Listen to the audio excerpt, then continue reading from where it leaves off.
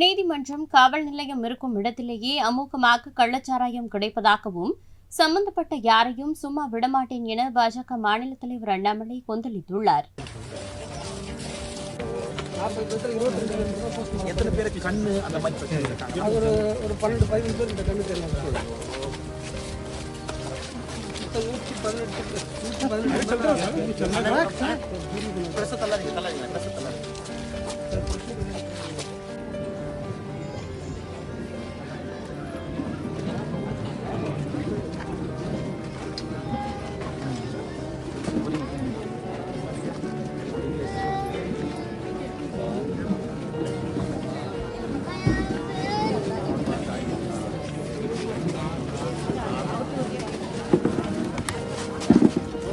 உங்களுக்கு தெரியும் இங்கதான் இருக்கிறாங்க. நாங்கள் ரொம்ப ஆழ்ந்த வருத்தத்தில் இருக்கிறோம். நம்ம கட்சி சார்பாக நாங்கள் உங்களோட நிற்கிறோம். நாளை மறுநாள் ராஜேஷ் அண்ணன் எல்லா தலைவரும் வருவாங்க.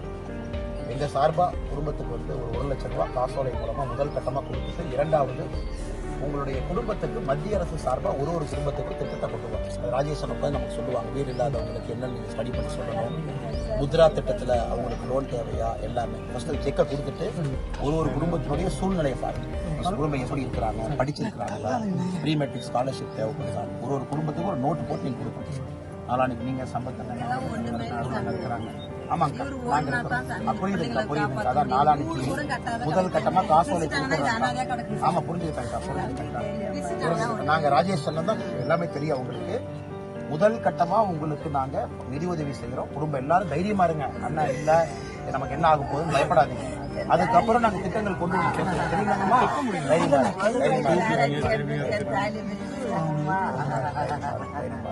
ராஜேஷ் சமாதானப்படுத்தணும்.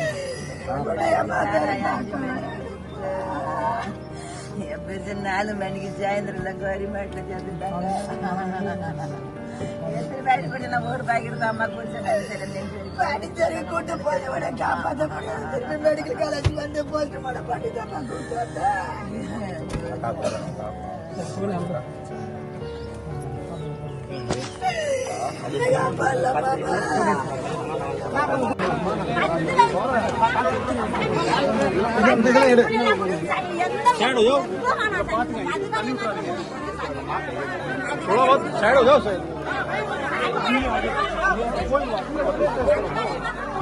முன்னாடி போங்கண்ணா, அப்படியே முன்னாடி